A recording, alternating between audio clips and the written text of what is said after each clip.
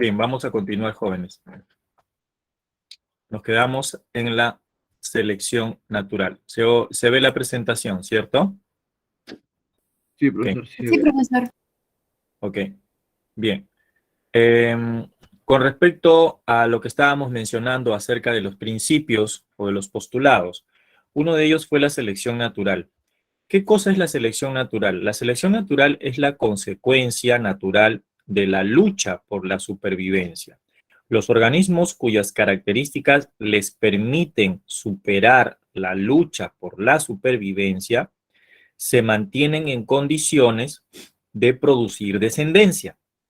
Es decir, la selección natural es el proceso por el cual el ambiente selecciona o escoge a aquellos individuos cuyas características los adaptan mejor para un ambiente particular. ¿Ok?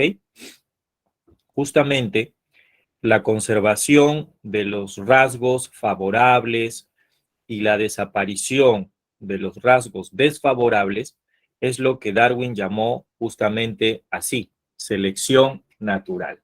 ¿De acuerdo? Si yo soy una especie que me he adaptado perfectamente al nuevo cambio, ¿no?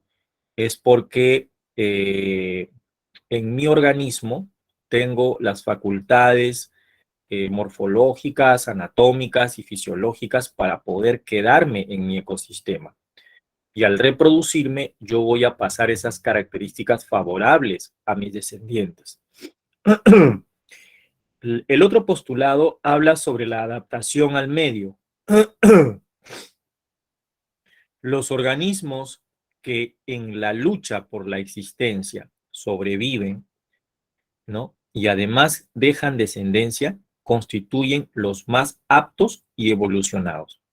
Es decir, como que las especies, al mejorar su aspecto anatómico y fisiológico, llevan consigo la mejor capacidad de adaptarse a las condiciones de vida y a su entorno.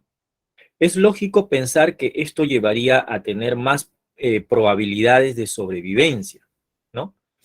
¿Por qué? Porque la adaptación, la adaptabilidad es la capacidad que desarrolla, ¿no? Un organismo para poder salir triunfante en la lucha por la existencia. Las garras del águila, ¿para qué le sirven? La dentadura del lobo, ¿para qué le sirve? Las patas de un ciervo, ¿para qué le sirve? Las patas de un canguro. Son características que han desarrollado no solo los animales, sino también las plantas y otros organismos como las bacterias, los protozoarios, etcétera, etcétera. ¿De acuerdo? ¿Ya? Esa es otra acotación muy importante, por ejemplo. ¿Ya? Y aquí hay algo también que hay que mencionar con respecto a esta grafiquita que vemos acá, ¿no? Cuando Darwin llegó a las Islas Galápagos, él encontró varios animalitos de tipo pinzón y observó los picos. Por ejemplo, acá nosotros nos damos cuenta de que existen diversos tipos de picos en las diferentes especies de pinzones. Él argumentaba de que un ancestro que llegó acá se diversificó y comenzó a dar origen a estos pinzones que están acá. Y cada uno, ¿no? Se fue adaptando al tipo de alimentación que había en ese lugar. Algunas especies de pinzones desarrollaron un pico probablemente un poco más grueso, más grande, para poder cortar las frutas, porque se alimentaban de frutas, eran frugívoros. Y otros, por ejemplo, desarrollaron otro tipo de pico que les permitía alimentarse de semillas. Otros se alimentaban de hojas, otros tenían otros picos que les permitían, por ejemplo, comer insectos o brotes de tallos. Entonces, los diferentes tipos de pico que observamos acá es un proceso de selección natural, decía él. Es decir, la selección natural aquí es el tipo de alimentación que tienen estos animalitos, ¿ya? Y también, acá vemos otro ejemplo en donde, pues, vemos cómo, ¿no? Ciertas especies, como por ejemplo los escarabajos, son consumidos, son ingeridos por ciertas aves, ¿no? que los detectan y se los comen rápidamente, a comparación de otros escarabajos, ¿no? Que tienen otro color. ¿Cómo se explica esto, no? Por ejemplo, acá leemos lo siguiente, dice, los escarabajos de la hojarasca tienen colores similares a las hojas secas, camuflándose mejor. La selección natural es la responsable justamente de esto, ¿no? Aquí, ¿quiénes van a ser vistos por sus depredadores? O sea, ¿qué escarabajos van a ser más vistos por sus depredadores? ¿Los verdes o los que tienen el mismo color de las hojas secas? Porque las hojas secas son de un color medio más oscuro, ¿no? Entonces, aquí estas aves van a distinguir a los escarabajos que son más notorios con el color verde. Entonces se los van a comer, ¿no es cierto? ¿Ya? Los escarabajos verdes son más fáciles de encontrar, ¿no? Entonces, las aves se los comen. ¿Y quiénes sobreviven? Sobreviven los escarabajos que se han ocultado o se han mimetizado adoptando el color de las hojas secas, ¿no? Estos son los que quedan, se reproducen y pasan esa característica adaptativa a sus generaciones, ¿no? De tal manera que después de repente ya no encontramos escarabajos verdes, sino solamente escarabajos de este color, ¿ya? Entonces aquí ha habido una selección natural. En este caso, la selección natural ha sido la depredación, ¿no? O la alimentación de los depredadores de estos escarabajos. ¿Listo? Bien. Bueno, entonces, en conclusión, ¿a qué podemos llegar con esta teoría para no dilatar mucho el tiempo? Porque se nos pasa, ¿no? Todos los individuos, los postulados de Darwin se pueden resumir así, mira. Primero, todos los individuos de una especie, por tener capacidad reproductora, tienden a aumentar en forma geométrica, pero a la vez, en cada generación, el número de individuos permanece constante. Esto es en cuanto a la población. Segundo, por lo tanto, ¿no? Lo que acabo de decir, esto implica que existe una lucha por la supervivencia motivado por la selección natural, de tal manera que solo los individuos mejores adaptados sobrevivirán y dejarán descendencia. Es decir, la naturaleza se va a encargar de escoger a los seres que se adaptan mejor. Y por último, entre los individuos de una misma especie existen también variaciones, las cuales se heredarán a la siguiente generación. Ese es el resumen de la teoría de la selección natural. Darwin dejó un libro, una obra, ¿no? Que muchos las confunden con la teoría. La obra de Darwin se llamó El origen de las especies por el mecanismo de la selección natural. Y la teoría se llama la teoría de la selección natural. ¿Ya? Bien. Entonces, podemos aprovechar en responder, ¿no? Esta es la diapositiva 6. De la diapositiva 5 podemos responder la pregunta 5, por ejemplo, ¿no? Del cuestionario. En la pregunta 5 del cuestionario dice, en relación con las teorías evolutivas referidas a los procesos de cambios en los seres vivos, determine el valor de verdad o falsedad de los siguientes enunciados. Lamarck, en su teoría de la evolución, plantea una evolución lineal. Claro, claro. ¿La lucha por la supervivencia no está relacionada con el aumento de la población? No, falso. Sí está relacionada con el aumento de la población, ¿no? La reducción progresiva de los ojos en los topos ejemplifica a la teoría lamarquiana. Sí, ¿por qué? Porque es un ejemplo del desuso, ¿no es cierto? Acuérdate que la ley del uso y desuso manifiesta que el uso frecuente de un órgano lo hace desarrollar, pero la falta constante de uso de un órgano lo debilita gradualmente y acaba por hacerlo desaparecer. ¿De acuerdo? ¿Ya? Entonces la respuesta de las 5 sería la B de beso, ¿ya? Verdadero, falso, verdadero. ¿Ok? Vamos a marcar entonces, a ver acá, en el chat vamos a poner, la pregunta 5 es la alternativa B, ¿no? ¿Está correcto? A ver si no me he equivocado, ¿no? La 5 es la B, así es, la B de beso, ¿ya? Bien, continuamos entonces. La siguiente teoría Es una teoría planteada por este señor, un botánico holandés conocido como Hugo de Bryce, ¿de acuerdo?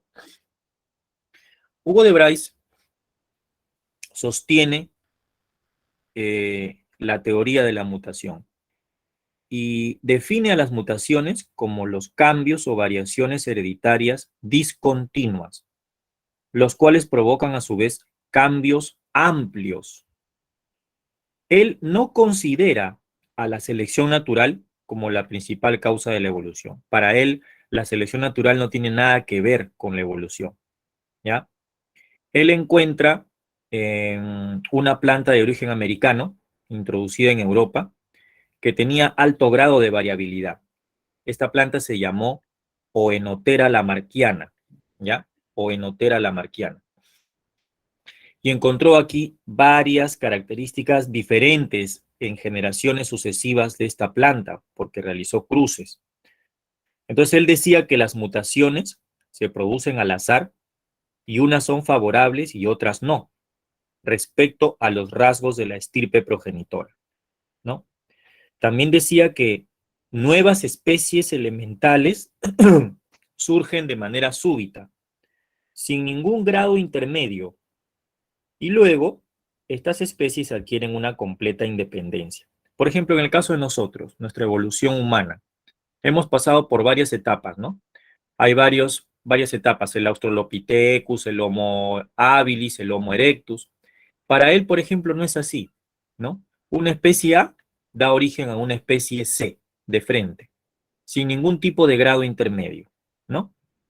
Inclusive, se atreve a manifestar que la mutación es la única materia prima de la evolución, que las variaciones comunes que existen entre los individuos de una especie no tienen nada en común con las mutaciones. Las variaciones comunes es por reproducción sexual, ¿no? Por recombinación genética, ¿ya? Pero las mutaciones son otra cosa, ¿ya? Entonces, él manifiesta de que las mutaciones son las que causan el proceso evolutivo. No considera a la selección natural como causa, sino a la mutación. Y finalmente tenemos una de las teorías también aceptadas en la actualidad, que es la propuesta por este señor, Theodosius Dosamski, ¿ya?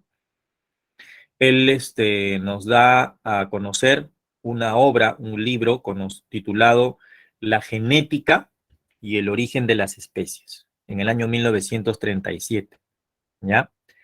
Él es el que funda prácticamente las ideas de Darwin nuevas, ¿no?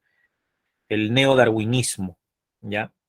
Él dice, por ejemplo, que los procesos de selección natural están ligados a la genética de poblaciones.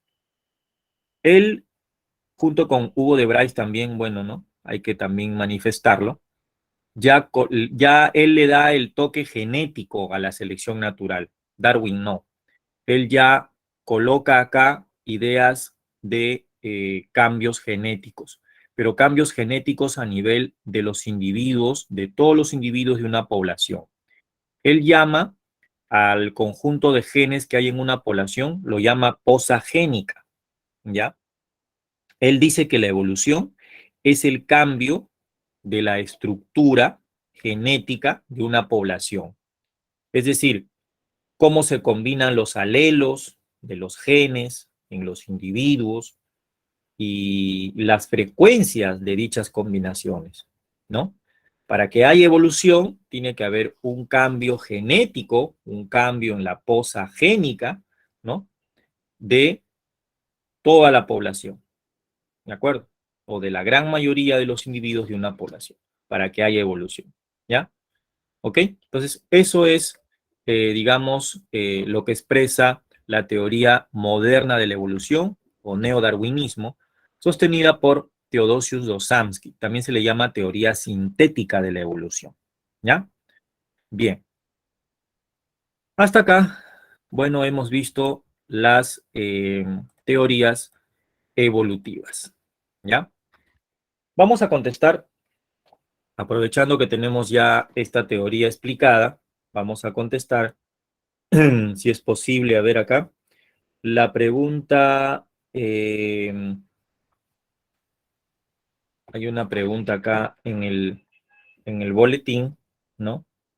Sobre la evolución, ¿no? La pregunta 2, por ejemplo, ¿no? La pregunta 2. La pregunta 2 y la pregunta 3 podríamos contestar, ¿no? Por ejemplo, la pregunta 2 dice, la integración de los conceptos evolutivos, tomando en cuenta los postulados de la selección natural de Darwin, la genética mendeliana y la genética moderna, conforman a una sola teoría denominada, bueno, en este caso, ya lo hemos visto ahorita, ¿no? La teoría neodarwinista, ¿no? Sostenida por Dosomsky, por ejemplo. Entonces, la 2, la respuesta de la 2 sería, en este caso, la alternativa B, ¿no? 2B, B de beso. La 3 dice, en 1885 un botánico describió las características de una planta de origen americano introducida en Europa o en Otera lamarquiana, encontrando un alto grado de variabilidad, lo cual lo llevó a proponer que las mutaciones se producen al azar, siendo unas favorables y otras desfavorables respecto a los rasgos de la estirpe progenitora, afirmando que la mutación es la materia prima de la evolución. ¿Quién es este botánico? Facilísimo, ¿no? La respuesta es Hugo de Bryce, ¿no? Entonces la respuesta de la 3 sería la alternativa A, ¿ok? Muy bien. Entonces, estamos avanzando ya también con las preguntas del cuestionario, ¿ya? Bien, seguimos entonces. Ahora vamos a ver las pruebas de la evolución, las evidencias de la evolución. Para saber si ha ocurrido evolución, es necesario hacer ciertas pruebas, ¿no es cierto? ¿Ya? Y dentro de las pruebas que suelen preguntarnos, ¿no? Existen pues muchas pruebas que tratan de explicar el mecanismo evolutivo, ¿no? Que se da en las especies, ¿no? De diferentes grupos de organismos, ¿ya? Una de las pruebas de la evolución muy usada son las pruebas de paleontología. La paleontología es el estudio de los restos fósiles, ¿no? Y existen muchos tipos de fósiles, ¿no? Por ejemplo, existen los restos de huesos de animales que han sido enterrados, ¿no? Bajo el suelo y que por erosión el hombre los va descubriendo, ¿no? Y los va estudiando. Inclusive se puede hacer un fechado y estudiar y ver en qué ambiente ha vivido, qué es lo que comía, ¿no? O inclusive determinar el sexo, ¿no? Para saber, por ejemplo, en el caso de Lucy, ¿no? Lucy fue un resto fósil de Australopithecus afarensis que fue encontrado en la región de Afar en Etiopía, ¿no? Y se encontró una gran cantidad de piezas de huesos, ¿no? ¿De acuerdo? Y también se pues dedujo que se alimentaba de frutas, ¿no? Que tenía cierta altura, etcétera, etcétera. Los restos fósiles nos sirven mucho para poder identificar a las especies y también establecer una relación con ancestros. También tenemos fósiles petrificados, ¿no? Que pasan por un proceso de mineralización, ¿no? O sea, su cuerpo muere, fallece, se descompone y su cuerpo es impregnado en la roca, ¿no? Como vemos aquí, este es un trilobite, una especie antigua que ya no existe y que está impregnada en esta roca, ¿no es cierto? ¿Ya? Los fósiles petrificados, por ejemplo, pasan por un proceso, ¿no? Te decía, de mineralización o de sustitución de su material orgánico por minerales, ¿no? Inclusive hasta hojas de plantas como helechos han sido, digamos, petrificadas en rocas, ¿no? Entonces, eso es la paleontología. Otra prueba de la evolución es la embriología, ¿ya? Acá, por ejemplo, yo encuentro, ¿no? De que en los primeros estadios de desarrollo de una especie, los embriones son casi parecidos y no distingo cuál es cuál. Y a medida que va avanzando el desarrollo embrionario, ¿no? O sea, lo que nosotros conocemos como ontogenia, ya puedo diferenciar más o menos qué embrión va a ser el futuro descendiente, ¿no? Aquí veo, por ejemplo, en una tercera etapa, que aquí este embrioncito va a ser, pues, probablemente de un pollo, ¿no? Este va a ser de un cerdito, ¿no? O este de aquí. Este va a ser de un humano, este va a ser de una tortuga, este de una salamandra, este de un pececito, ¿no? Entonces, los organismos estrechamente emparentados comparten procesos de desarrollo embriológico similares. Las diferencias en el desarrollo son más evidentes al final, como vemos acá. Y cuando evolucionan estos organismos, sus procesos de desarrollo se modifican, ¿ya? Esto es la embriología comparada, ¿no? Como su nombre lo dice, consiste en comparar embriones de ciertas especies para saber cuán emparentadas están. Y esta es una de las pruebas que siempre preguntan en los exámenes, ¿no? Por si acaso te digo. La anatomía comparada consiste en comparar, como su nombre lo dice, estructuras anatómicas de dos especies para saber si están emparentadas. Por ejemplo, aquí estoy comparando esta pata de un topo con la pata de este insecto, que es el grillo topo, ¿no? Y encuentro que son órganos análogos. Los órganos análogos vienen a ser órganos que tienen la misma función, pero el origen embriológico diferente, ¿no? Acá, por ejemplo, estas patas les permiten, pues, hacer cavaciones, ¿no? O cavar el suelo a estos animales, ¿no? La misma función, pero el origen embriológico es diferente. Significa que cada uno viene de un ancestro distinto. Este es un insecto, es un animal invertebrado, y este es un animal mamífero vertebrado, ¿no? Entonces, esos son órganos análogos. Son aquellos órganos que tienen la misma función, pero diferente estructura, diferente origen embriológico, ¿ya? Un órgano análogo podría ser, por ejemplo, si yo comparo acá, ¿no? El ala de un murciélago con el ala de un insecto. Ambos sirven para volar, ambos órganos, pero el ala del insecto es diferente, estructuralmente hablando, con el ala de un murciélago, que tiene huesos, ¿ok? Entonces, pero ambos órganos sirven para volar, son análogos. Entonces, esto me indica de que ambas especies vienen de ancestros diferentes. Esto se llama evolución convergente, ¿ya? Y aquí, en órganos homólogos viene a ser cuando tú comparas dos especies y encuentras estos órganos que tienen el mismo origen embriológico, pero la función es diferente.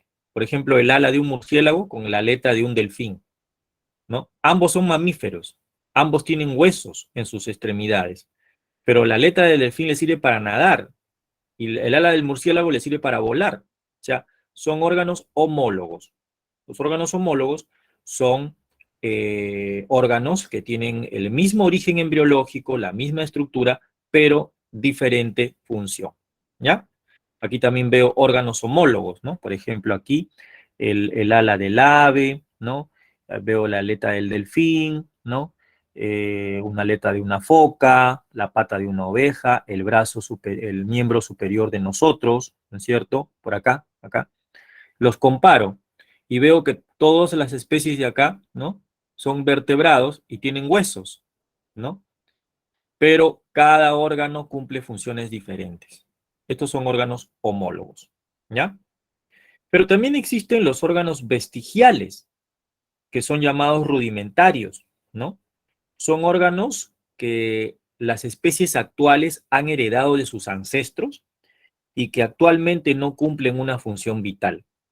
Por ejemplo, se da el caso de las ballenas actuales. Las ballenas actuales tienen en la parte de la aleta caudal un huesito, que es el hueso coxal, que han heredado de sus ancestros, los cuales tenían patas. Este huesito que ellos han heredado es un órgano vestigial, ¿no? Porque ahorita no cumple ninguna función vital.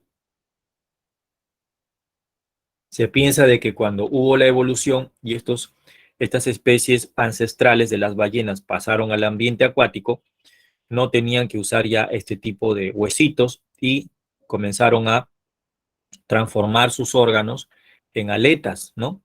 Y de esa manera pues se adaptaron al ambiente acuático, ¿de acuerdo?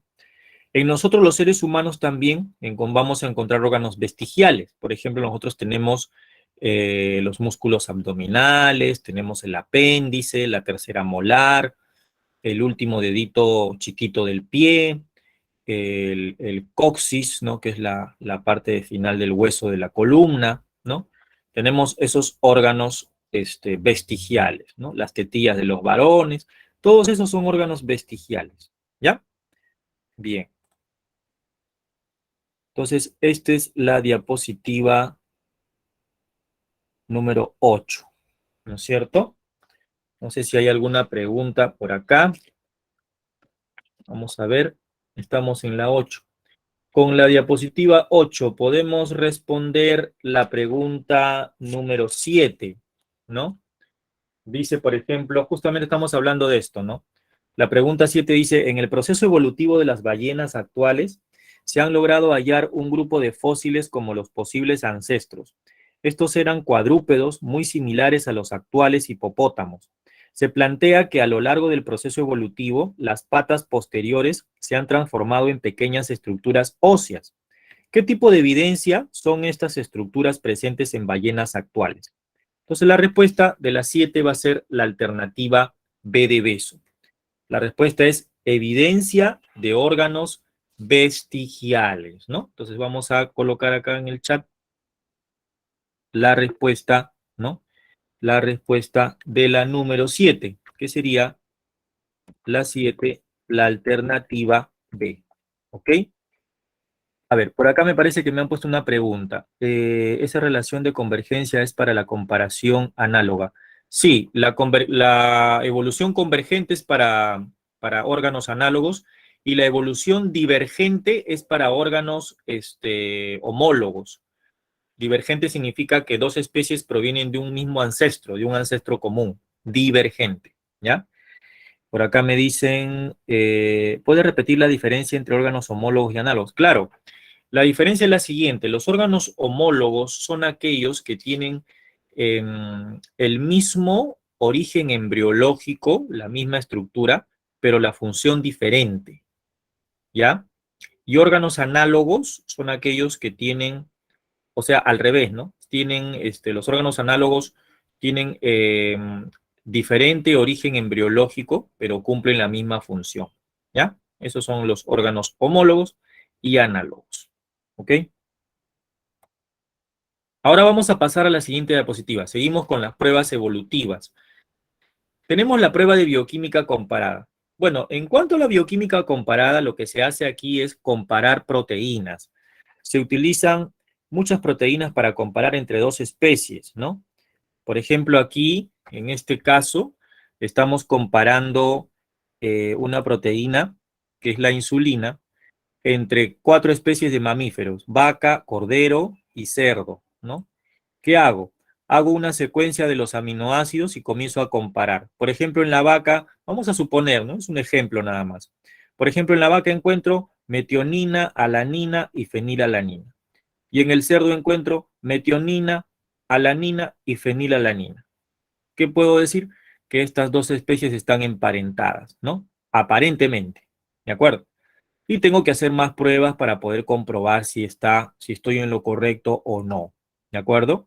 Entonces, la prueba de bioquímica consiste en comparar proteínas, secuencia de aminoácidos entre dos o más especies. ¿Ya?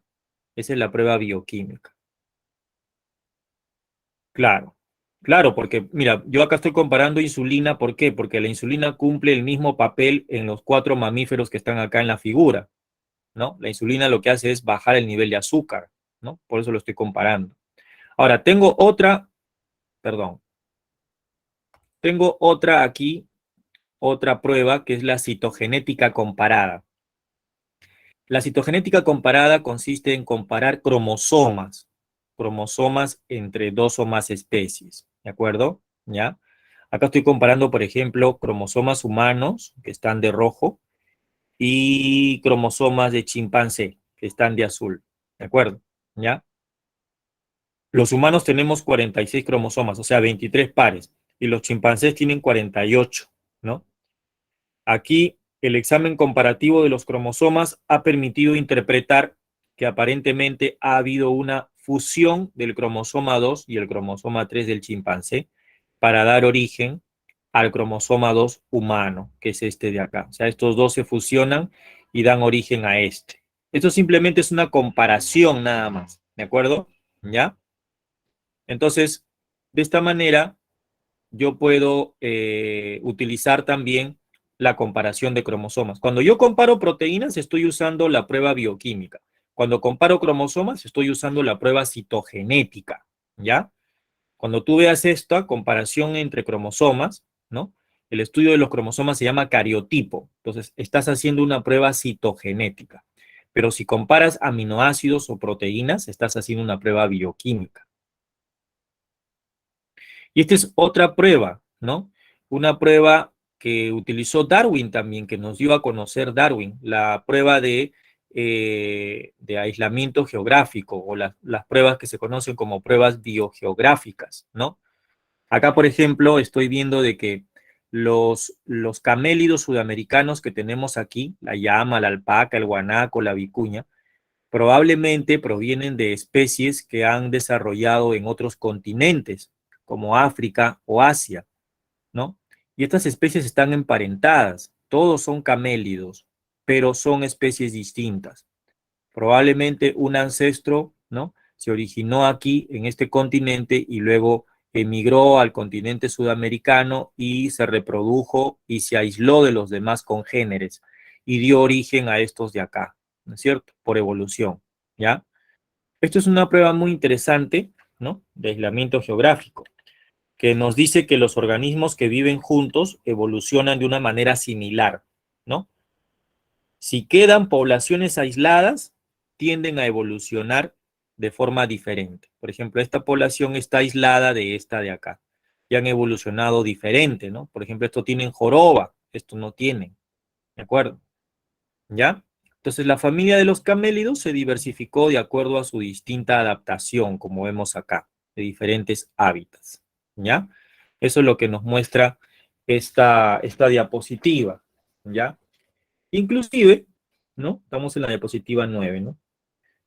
Podemos responder la pregunta 8, ¿no? La pregunta 8, ya que estamos avanzando acá. La pregunta 8 del cuestionario dice,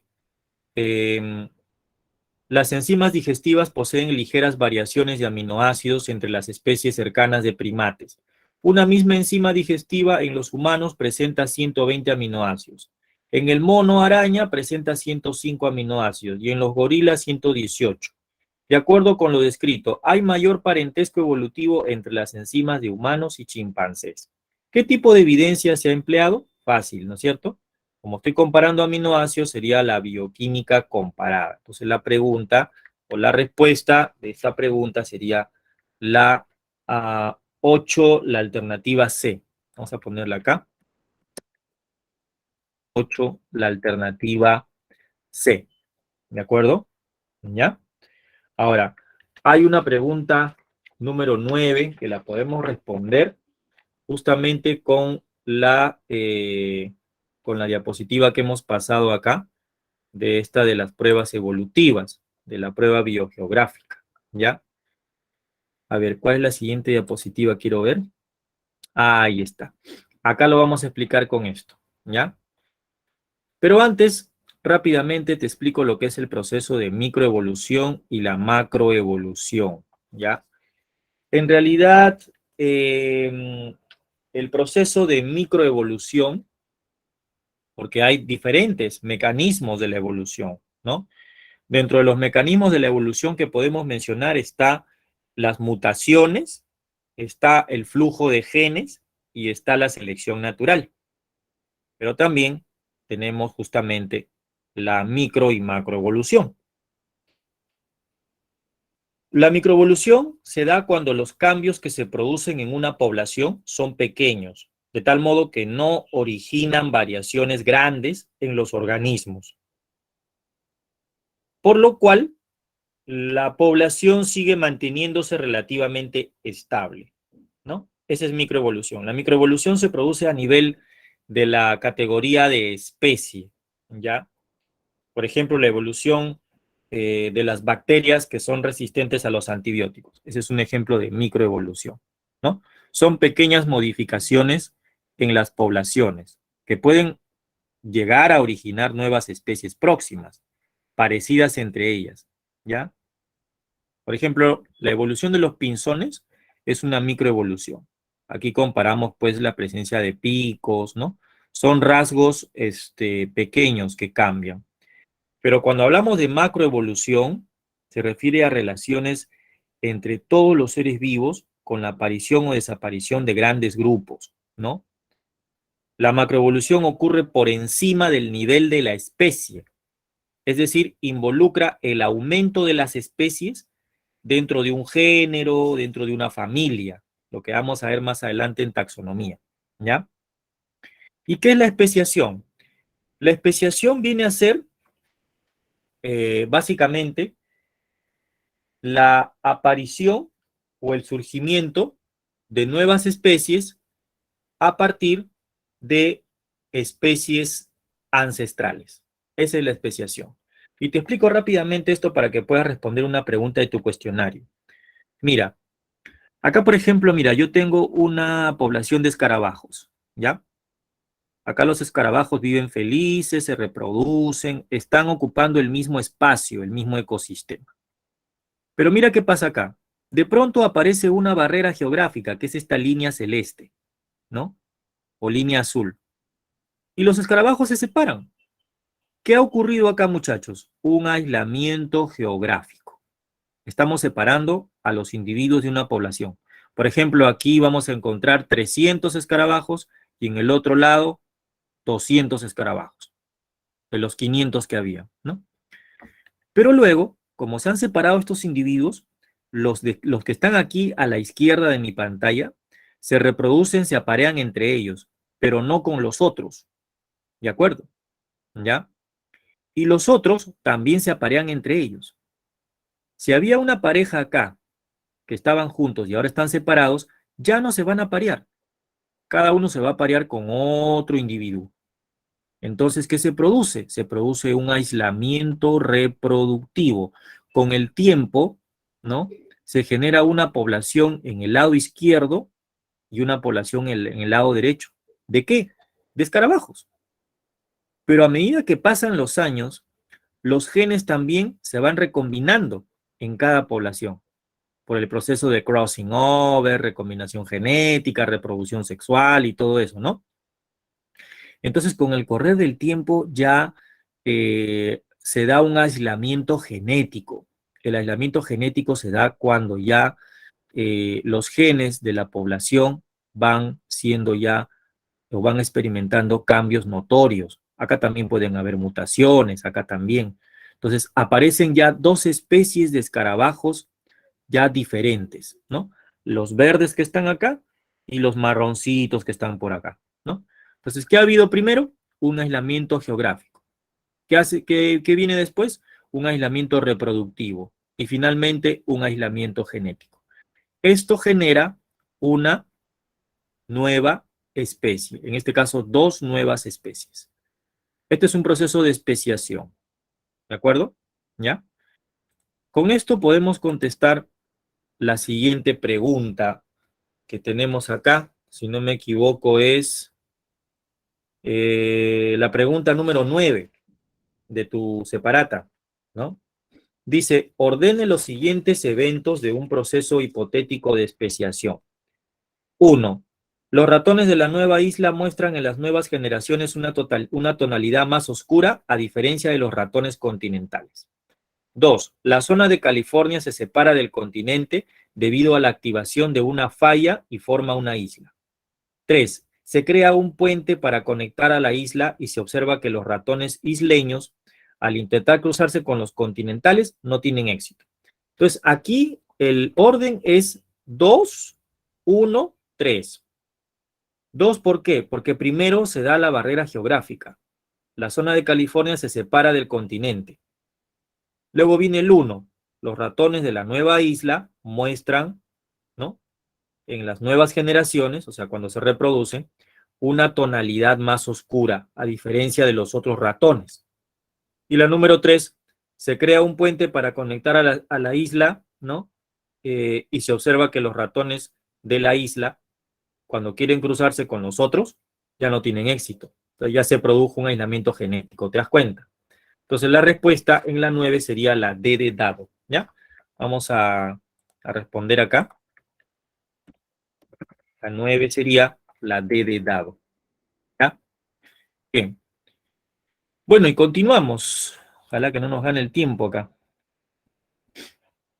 Bueno, estos ya son patrones de la evolución, ¿no? Los patrones de la evolución nos hablan sobre los cambios que se han dado súbitamente a lo largo del tiempo, ¿no? Por procesos naturales de extinción de especies y también de aparición o surgimiento de nuevas especies, ¿no? ¿Qué te quiero decir? ¿No?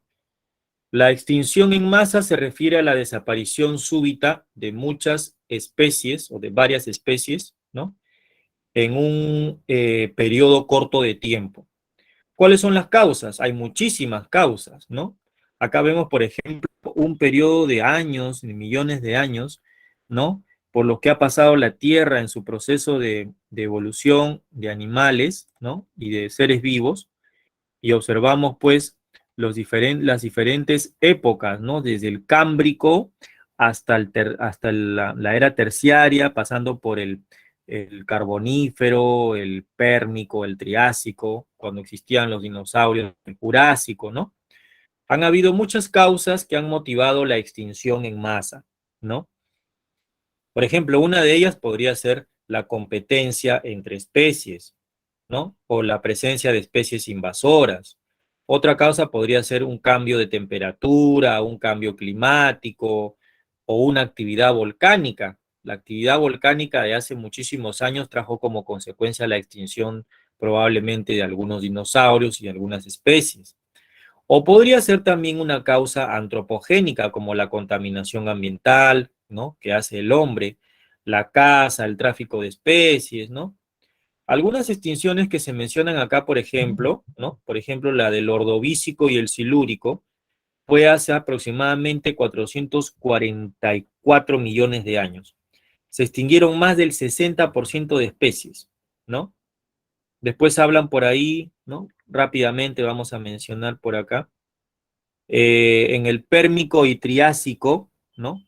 Más o menos en este periodo, por ejemplo, casi el 95% de las especies eran marinas y el 70% eran terrestres.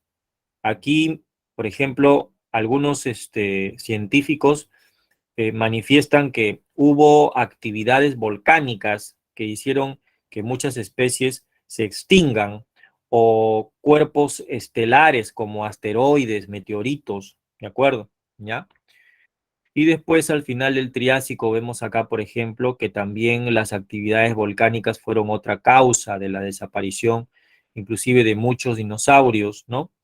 70% de las especies prácticamente se extinguieron, ¿ya? Y también hubo separación de continentes, la fragmentación de la Pangea entre el Triásico y el Jurásico también, ¿no? Y así podemos mencionar, pues, diversas extinciones. Pero así como hay extinciones, también existen el surgimiento de nuevas especies, ¿no? A esto se le llama radiación adaptativa. ¿Qué cosa es la radiación adaptativa? Es la evolución rápida de muchas especies nuevas en pocos millones de años. A partir de un foco de colonización acá. Estamos acá, tenemos una colonia, ¿no? Acá tenemos un tronco de mamífero insectívoro que da origen a varias especies y estas especies dan origen a otras, ¿no? A partir de un foco de colonización inicial se produce dispersión, una dispersión ocupando diversos espacios geográficos, ¿no? Con la formación de varias especies adaptadas cada una a ambientes diferentes. Entonces, la radiación adaptativa es el surgimiento de nuevas especies, la evolución rápida de nuevas especies, ¿no? En pocos millones de años. Y la extinción es lo contrario, ¿no? Es la desaparición de especies. Bueno, y después ya pasamos a lo que es el origen y evolución de la especie humana, ¿no? Aquí, por ejemplo, estamos observando árboles filogenéticos que tratan de explicarnos el proceso de cambio evolutivo en la especie humana, ¿no? Aquí, por ejemplo, vemos el proceso de formación de los vertebrados, ¿no? Aparecen los peces sin mandíbula, luego los peces cartilaginosos, los peces óseos, ¿no? Y una serie de organismos, ¿no? Aquí en el árbol evolutivo de los mamíferos, ¿no? Vamos a agrandarlo un poquito más, se me pasa el tiempo acá lamentablemente, ¿no? Ya, tenemos aquí, perdón, tenemos aquí una evolución, ¿no? La aparición de los mamíferos hasta el ser humano, ¿no? Aquí empezamos con un ancestro común de mamífero que da origen a estos animales, ¿no? Y de acá, ¿no? Hay un ancestro común que da origen a los animales terios mamíferos, ¿no? Porque los mamíferos se dividen en prototerios, euterios y metaterios, ¿no? Los mamíferos, ¿ya? Y aquí vemos, por ejemplo, al koala, al canguro, ¿no? Que son marsupiales, son animales metaterios, ¿no? Y los euterios son los animales con placenta, ¿no? Que aparecen por acá, ¿de acuerdo? Los animales placentados. Bueno, en realidad podemos mencionar la evolución del hombre en 4 etapas. Primero aparece el desarrollo de los antropoides, luego la evolución de los homínidos, luego podemos hablar de los hombres más antiguos y finalmente de los hombres modernos, ¿no? Del Homo sapiens. Casi a finales de la era mesozoica, con los últimos dinosaurios, aparecieron los mamíferos placentados. Y luego, en la era cenozoica, durante más o menos el Paleoceno, se desarrollaron los primeros primates, los prosimios, ¿no? Por ejemplo, los lemures, ¿no?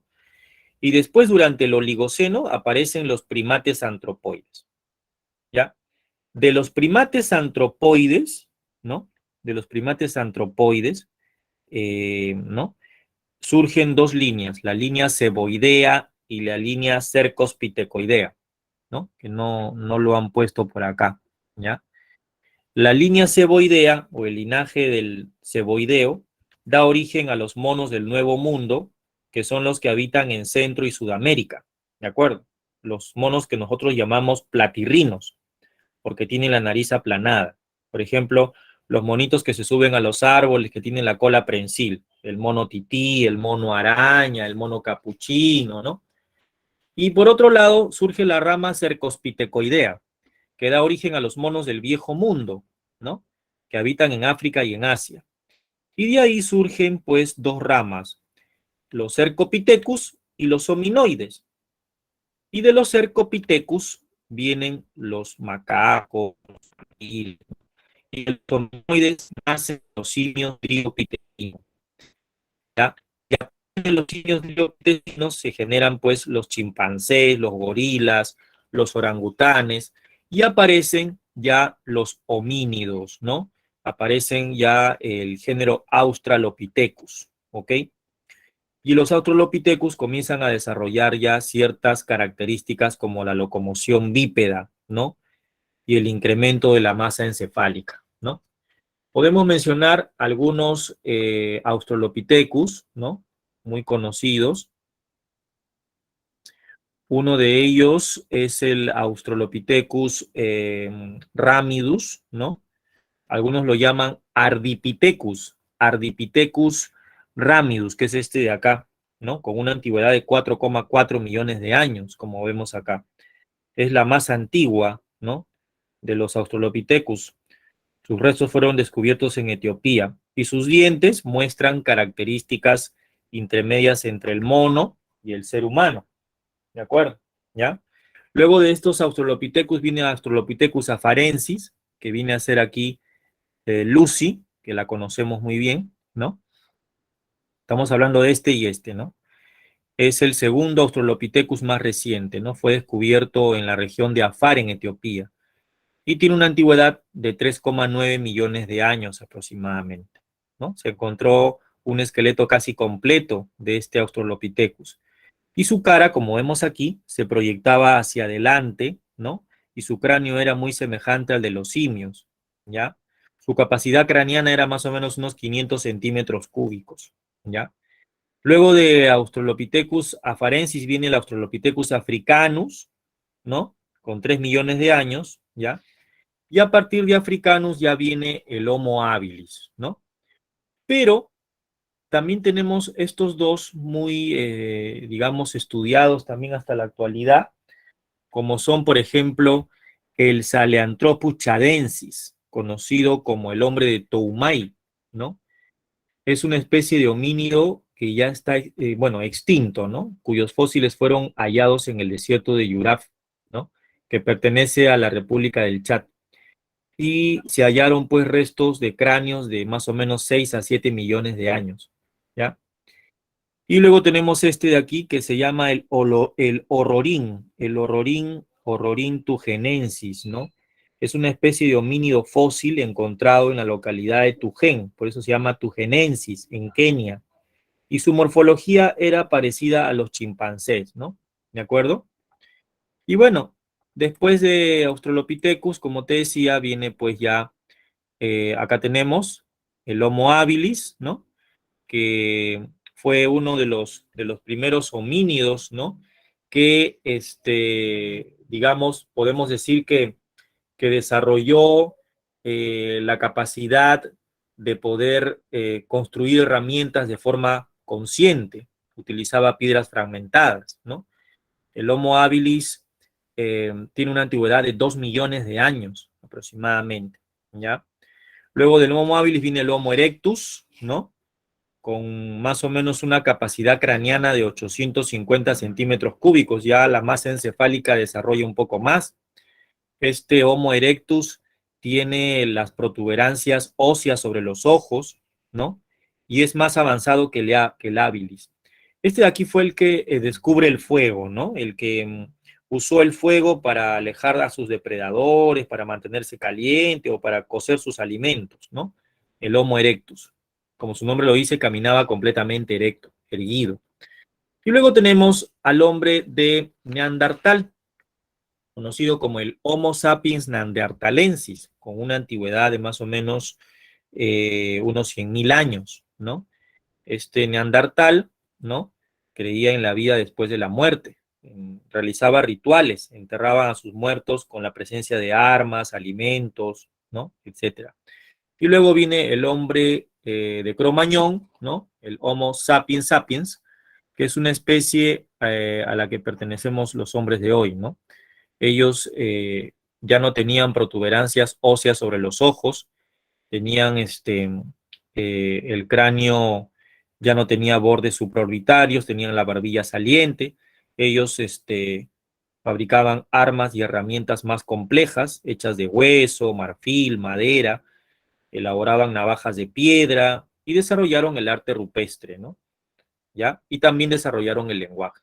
Esos son los de Cromañón. Bueno, y al final tenemos esta partecita de acá, si me permites, por favor, unos 2 minutos más, hablar de la taxonomía. La taxonomía es la rama de la biología que clasifica a los seres vivos. Y Carlos Linneo es uno de los pilares de la taxonomía. Él nos deja la llamada nomenclatura binomial, ¿no? La nomenclatura binomial es una regla, una norma que nos permite establecer un nombre científico. Y hay reglas para esto, ¿no? Un nombre científico consta de 2 palabras escritas en latín o latinizadas. La primera palabra comprende al nombre, al género o al nombre genérico, y la segunda al nombre específico, ¿no? Y la palabra que está acá es el nombre común, ¿no? Ambas palabras van subrayadas independientemente o escritas en cursiva, ¿no? Y la diferencia entre el nombre científico y el nombre común es que el nombre científico es absoluto, es conocido por toda la comunidad científica. En cambio, el nombre común es variable, ¿no? Puede variar según el habla, el idioma. Y estas son las categorías taxonómicas que nos deja el señor Carlos Linneo. La más chiquita es la especie y la más grande es el dominio. Un conjunto de especies nos da un género, un conjunto de géneros una familia, y así vamos aumentando hasta el dominio. Por ejemplo, si nosotros nos queremos clasificar, ¿no? Así rápidamente. ¿A qué dominio pertenecemos? Eucariota. ¿A qué reino? Animalia. ¿A qué filo o a qué filum? Filum Cordavos. ¿A qué clase? Mamíferos. ¿A qué orden pertenecemos? Primates. ¿A qué familia? Homínidos. ¿A qué género? Acá está, Homo. ¿A qué especie? Homo sapiens, ¿no? Esa es nuestra clasificación, ¿ok? Bueno, y acá tenemos las categorías taxonómicas, es lo mismo que acabo de mencionar. Y los reinos, ¿no? Los reinos que lo vemos acá en un mapa filogenético, ¿no? Los 5 reinos que hasta ahora manejamos en San Marcos. El reino Monera, que es el reino de las bacterias, ¿no? De las eubacterias y las arqueobacterias. El reino protista, que abarca a los protozoarios. El reino fungi, que es el reino de los hongos. El plantae, que abarca plantas y algas. Y el reino animalia, que abarca todos los organismos animales. Esta es la clasificación de Robert Whittaker. Y la otra clasificación de Carl Woese, un bacteriólogo, ¿no? Divide a los organismos en arqueobacterias, eubacterias y eucariotas, ¿no? Aquí están sus características, ¿ok? Muy bien, eso es todo, jóvenes. Vamos a, quisiera terminar, por favor, dictándote las claves, ¿no? Vamos a mencionar, ¿no? Todas las claves que nos faltan, por favor, rápidamente, ¿ya? Desde la número 1 hasta la número 15, a pesar que te he dado ya algunas claves y hemos resuelto algunas preguntas, ¿ok? Repito entonces todas las claves. La número 1 es la C de casa, la número 2, la B de beso, ya la hemos hecho esa.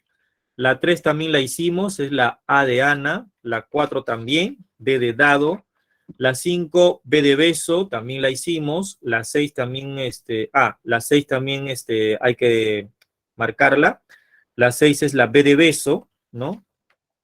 La 7 es la B de beso también, ya la hicimos, la 8 es la C de casa, bioquímica comparada, la 9 es la D de dado, que también hemos hecho, la 10 es la A, la 11 es la D de dado, la 12 la B de beso, Ardipithecus, la 13 es la A de Ana, la 14 es la C de casa y la 15 es la A de Ana. ¿Ok?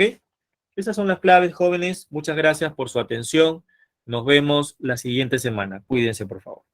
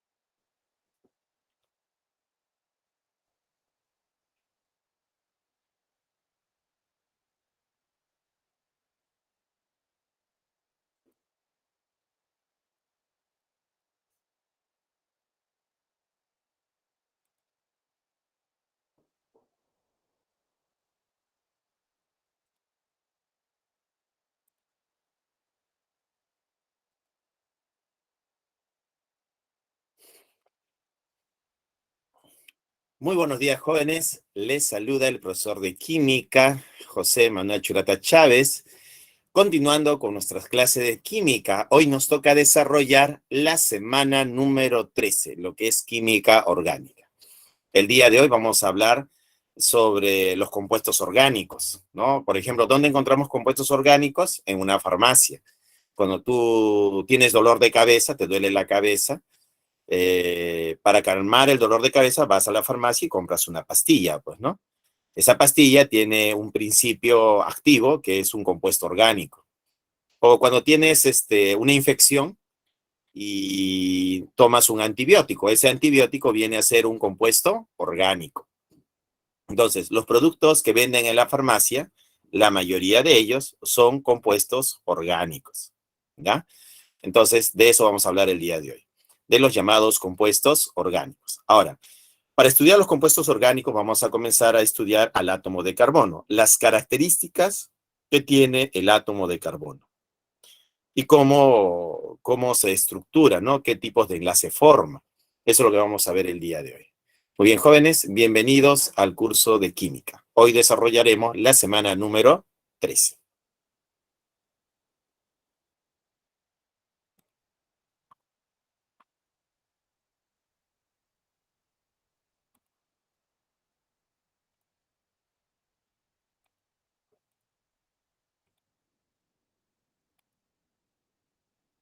Listo, aquí está.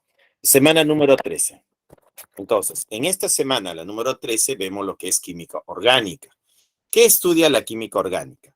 La química orgánica estudia los compuestos orgánicos, ¿no? Ahora, los compuestos orgánicos pueden ser naturales o pueden ser artificiales, pues, ¿no? ¿Qué va a estudiar de los compuestos orgánicos? Su composición, su estructura, sus propiedades, es decir, sus características, sus cambios, sus transformaciones y la aplicación que tiene estos compuestos orgánicos. Como vemos acá es el estudio del átomo de carbono, ¿no? Acá tenemos al carbono cuya configuración electrónica es 1s2, 2s2, 2p2, de la configuración electrónica del carbono. Acá vemos al carbono dentro de esta estructura, ¿no? Este es un compuesto orgánico. Entonces vamos a poner acá, esta estructura representa a un compuesto orgánico.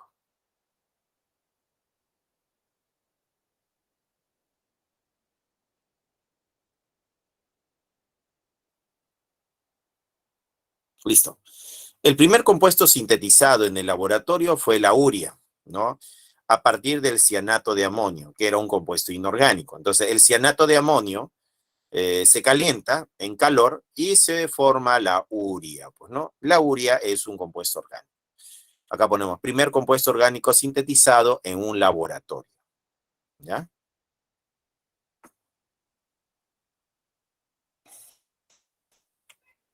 Características generales de los compuestos orgánicos.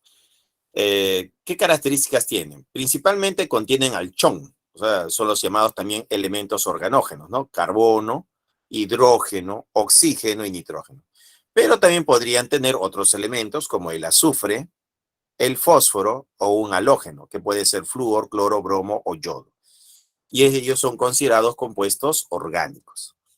Otra característica de los compuestos orgánicos es que la mayoría tiene enlace covalente. O sea, ¿qué caracteriza a un compuesto orgánico? El tipo de enlace que forma. El tipo de enlace que forma es un enlace covalente. ¿Pero qué cosa era un enlace covalente? Era cuando dos átomos comparten electrones. Por ejemplo, acá tenemos el átomo de carbono y el átomo de hidrógeno.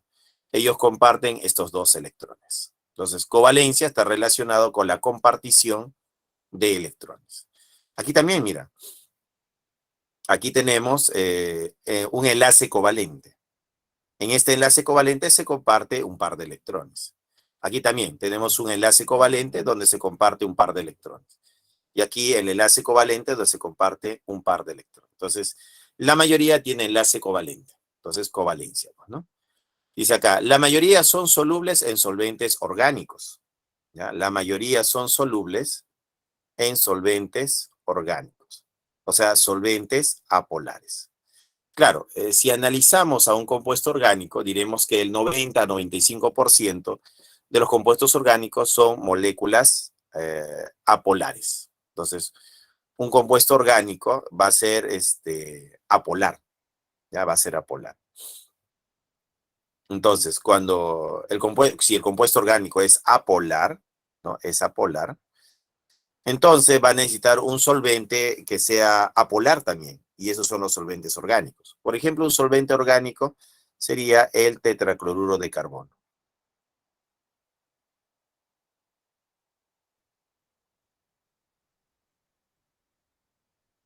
¿ya? Otro sería el benceno. Ellos son solventes orgánicos o solventes apolares, ¿no? Entonces el benceno es una molécula apolar. Podríamos poner acá que ella es una molécula apolar. Y el tetracloruro de carbono también, pues, ¿no? Ella sería una molécula apolar. Entonces, el tetracloruro de carbono es un líquido, ¿no? Es un líquido y un buen solvente orgánico. El benceno también es un líquido y buen solvente orgánico. Entonces, la mayoría son solubles en solventes orgánicos. Por ejemplo, el tetracloruro de carbono y el benceno, que son solventes apolares, ¿no? Porque la regla de solubilidad dice un polar disuelve a otro polar y un apolar disuelve a otro apolar. Entonces, lo semejante disuelve a lo semejante. Características generales de los compuestos orgánicos. Principalmente contienen halchón, además de azufre, fósforo y cloro.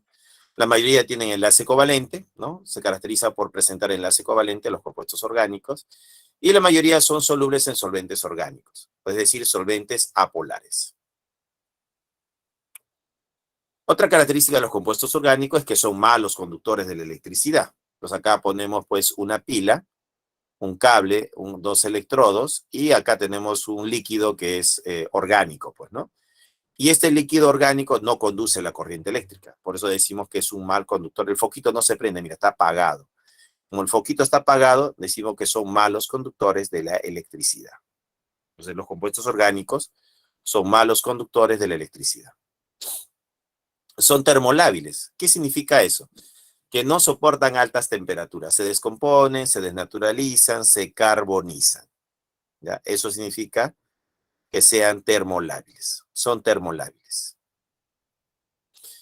Tienen puntos de fusión y ebullición relativamente bajos, ¿no? Punto de fusión, menos 114 grados Celsius para el etanol, y punto de ebullición de 78 grados Celsius para el etanol. Para el octano, su punto de fusión es menos 27 grados Celsius, y su punto de ebullición es 126 grados Celsius. Ese sería el caso del octano. Tienen puntos de fusión y ebullición relativamente bajo. Tú dirás, profesor, pero 126 es bajo. Sí, 126 es bajo. Si lo comparamos con un inorgánico. O sea, acá la comparación es con los inorgánicos. Si un orgánico hierve a 126, el inorgánico, su punto de fusión está en 1000, 2000 o 3000 grados. Entonces hay una gran diferencia entre 126 y 1000, ¿no? Por ejemplo, el cloruro de sodio funde a 801 grados Celsius. Entonces su punto de fusión es 801 grados Celsius. Entonces hay una gran diferencia entre el punto de fusión de un orgánico y el punto de fusión de un inorgánico, o el punto de ebullición de un orgánico y el punto de ebullición de un inorgánico. Ustedes van a tener relativamente bajos puntos de fusión y ebullición. Y eso también es una característica de los compuestos orgánicos. Seguimos. Características del átomo de carbono. El carbono tiene ciertas características, ciertas propiedades, ¿no? La tetravalencia, por ejemplo, la covalencia y la autosaturación. Entonces, ¿qué significa la tetravalencia? La tetravalencia significa que el átomo de carbono puede compartir 4 pares de electrones. Acá tiene 1, 2, 3, 4. Eso va a significar la tetravalencia. La compartición de 4 pares de electrones. ¿Qué significa la covalencia? La covalencia significa que el carbono, este átomo de carbono, con el átomo de oxígeno, va a formar enlace covalente.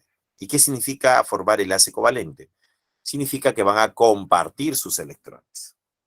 Entonces va a haber una compartición de electrones. Entonces el carbono y el oxígeno comparten electrones. El carbono y el oxígeno comparten electrones. A eso está relacionado la covalencia. Ahora, la autosaturación, ¿qué significa? La autosaturación significa que el carbono se puede unir a otro átomo de carbono. Y ese carbono se une a otro átomo de carbono. Entonces va a formar cadenas, ¿no? Se va a concatenar, se concatena. Y logra concatenarse porque se autosatura, ¿no? El carbono se une a otro átomo de carbono. Entonces se está autosaturando, ¿no? Eso lo vamos a llamar la autosaturación.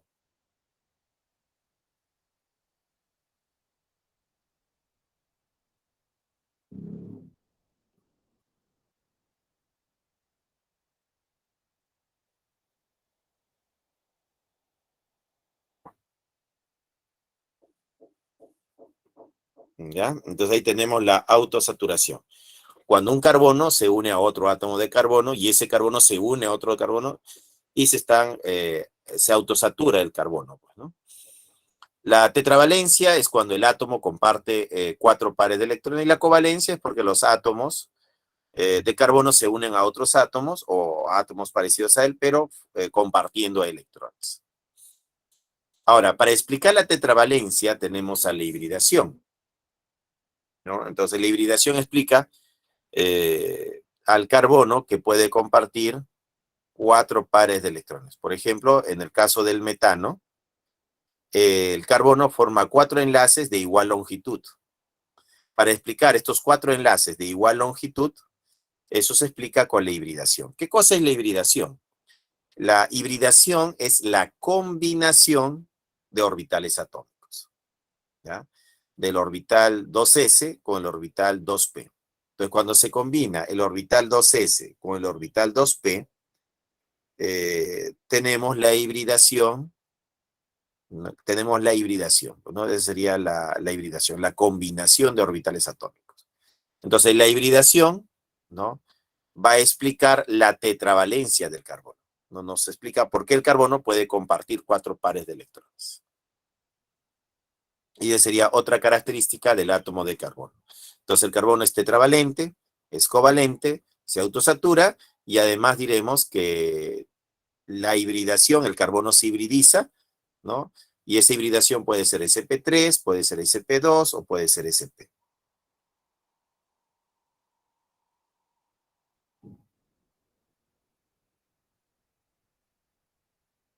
Seguimos. Características del átomo de carbono. Es la tetravalencia. Entonces acá tenemos una primera característica, que es la tetravalencia. El átomo de carbono, al combinarse, utiliza los 4 electrones de valencia, con lo que forma 4 pares electrónicos con enlaces simples y múltiples. Entonces acá tenemos al carbono que forma 1, 2, 3, 4, ¿no? Se rodea de 4 pares de electrones. Comparte 4 pares de electrones. Acá también, mira. 1, 2, 3 y 4. Aquí también. 1, 2, 3, 4. 4 pares de electrones alrededor del átomo de carbono. La autosaturación. ¿Qué cosa es la autosaturación? La autosaturación es la capacidad del átomo de carbono para compartir sus electrones de valencia consigo mismo, formando diferentes cadenas carbonadas, que explica la gran cantidad de compuestos orgánicos. Entonces acá tenemos una cadena lineal, podría decir. Acá hay una cadena ramificada. Acá hay una cadena cerrada, cíclica, pues, ¿no? Entonces las cadenas pueden ser abiertas, lineal ramificada, o cerradas, pues, ¿no? Entonces, esta cadena es cerrada de 3 carbonos, cadena cerrada de 6 carbonos.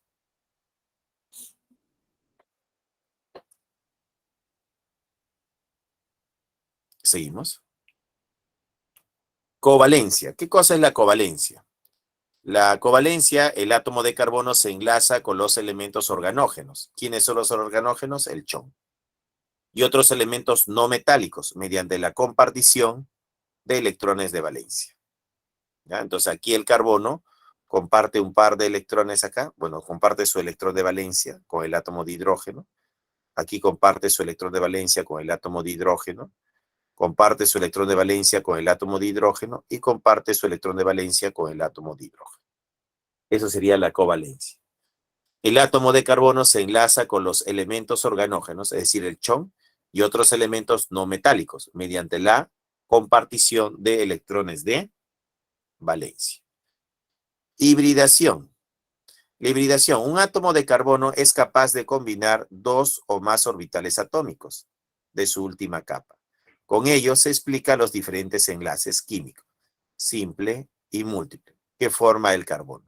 Los tipos de hibridación que presenta el carbono son hibridación sp, hibridación sp2 e hibridación sp3. Acá tenemos al átomo de carbono que forma una hibridación sp3. ¿Cómo reconocemos a esta hibridación sp3? Porque el carbono forma 4 enlaces simples. 1, 2, 3 y 4.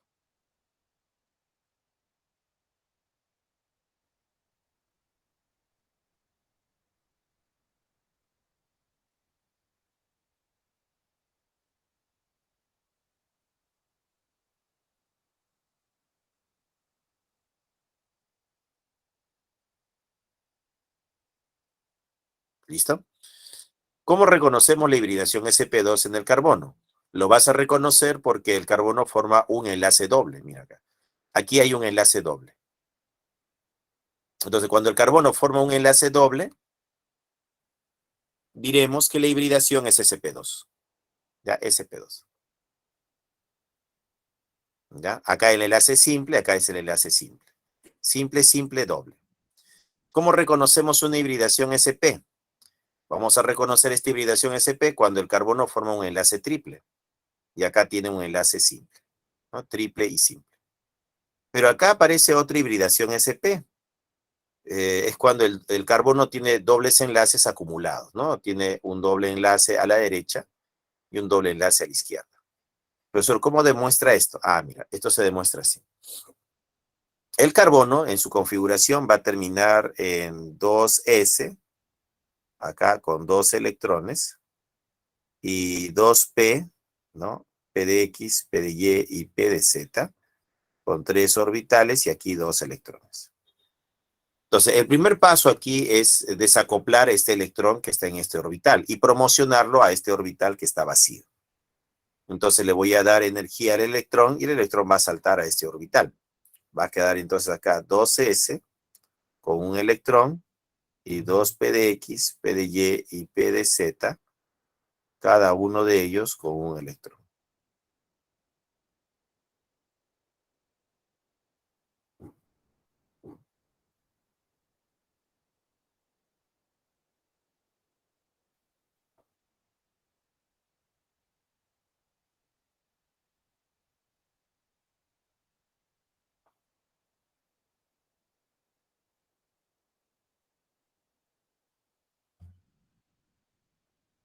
¿Ya? Entonces, ¿qué es lo que ha pasado acá? Que hemos hecho un desacoplamiento, dándole energía a este electrón para que salte a este orbital P de Z que está vacío. Ahora mira, todos ellos tienen un electrón, entonces ya pueden compartir un par de electrones. Pero ahora viene la combinación, ¿no? La hibridación, que viene a ser la combinación de este orbital S, un orbital S, con un orbital P. Cuando un orbital S combina con un orbital P, se obtiene el híbrido SP. Ahí está. Entonces acá va a aparecer 2 orbitales híbridos de tipo SP, ¿no? Ahí está, 2sp, sp. Entonces acá tenemos 2 orbitales híbridos, cada uno de ellos con un electrón. Ahora, el P de Y y el P de Z no se han combinado, o sea, van a quedar con su misma energía. P de Y P de Z. Y también va a quedar con su electrón. Entonces ya tenemos 4 electrones, cada uno de ellos en un orbital, y acá tenemos 2 orbitales híbridos del tipo sp.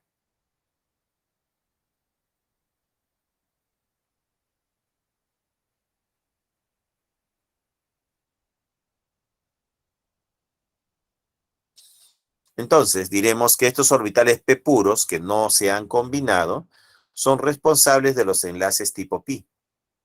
O sea, este electrón va a formar el enlace pi y este electrón va a formar el enlace pi. Entonces, ¿quiénes son los responsables de la formación del enlace pi?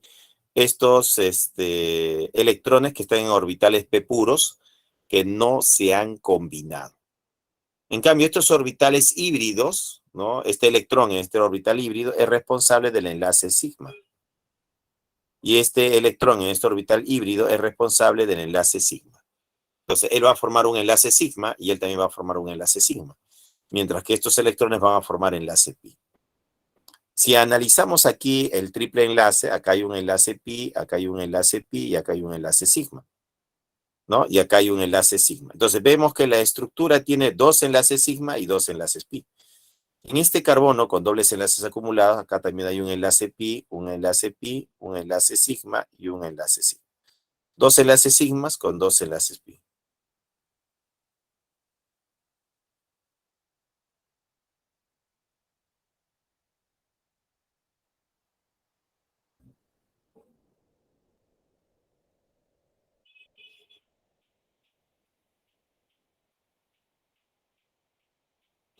Y es así como demostramos que el carbono debe tener hibridación sp, porque para formar este enlace pi necesito un orbital p puro, y para formar este enlace pi necesito otro orbital p puro. Entonces deben haber dos orbitales p puros. ¿Y en qué caso hay dos orbitales p puros? Cuando la hibridación es de tipo sp. ¿Ya? En ese caso, diremos que la hibridación es sp. Ya la hibridación va a ser sp.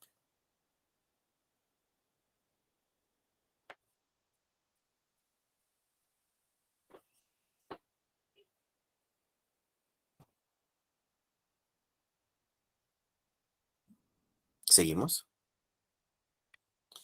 Tipos de hibridación del carbono. Tenemos acá la hibridación sp3, hibridación sp2 y la hibridación sp. Comenzaremos con el primer tipo de hibridación, la hibridación sp3. ¿Qué cosa es la hibridación sp3? Es la combinación de un orbital s con tres orbitales p. Cuando se combina un orbital s con tres orbitales p, se obtiene como resultado cuatro orbitales híbridos de igual energía. Y acá están esos cuatro orbitales que formarían este enlace, 1, 2, 3 y 4.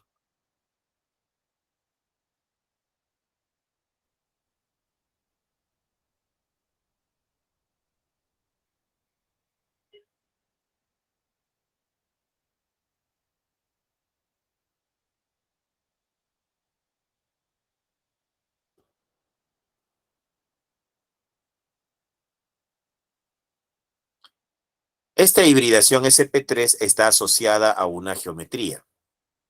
Entonces, la geometría asociada a esta hibridación sp3 es la geometría tetraédrica. El ángulo de enlace va a ser de 109 grados. Ya, 109 grados. Y esto está relacionado a los alcanos, ¿no? Al tipo de compuestos serían los alcanos, o también llamados parafinas. Alcanos o parafinas. Otra hibridación es la hibridación sp2. La hibridación sp2 es cuando se combina un orbital s con dos orbitales p. Cuando un orbital s se combina con dos orbitales p, se obtiene la hibridación sp2. Vamos a tener tres orbitales híbridos sp2. Y acá están, ¿no? 1, 2 y 3. Ahí están los tres orbitales híbridos sp2, responsables de los enlaces sigma. Este orbital pi no está en el plano, ¿no? Está perpendicular al plano. Entonces el orbital responsable del enlace pi es el orbital p de z, que es perpendicular a estos orbitales híbridos de tipo sp2. Listo, ahí tenemos un enlace doble entre el carbono y carbono.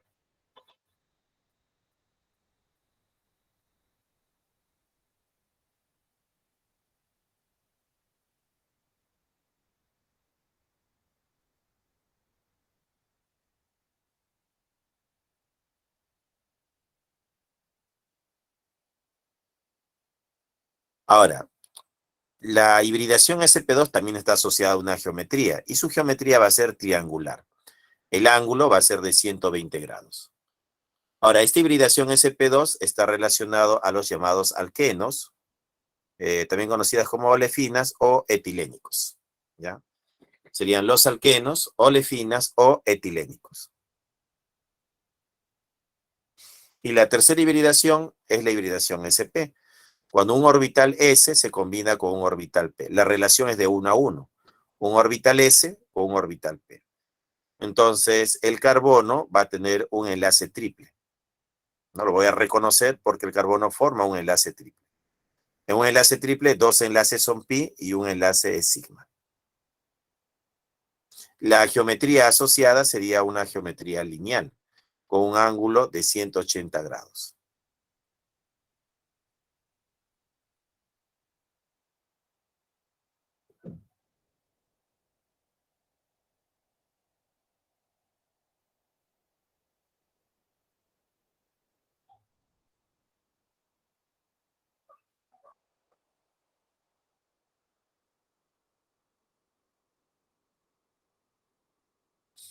Ahora, ¿dónde encontramos a este tipo de hibridación?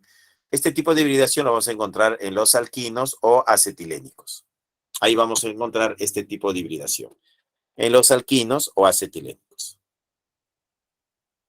Muy bien, ahí tenemos los tres tipos de hibridación. La hibridación sp3 es la combinación de un orbital s con 3 orbitales p.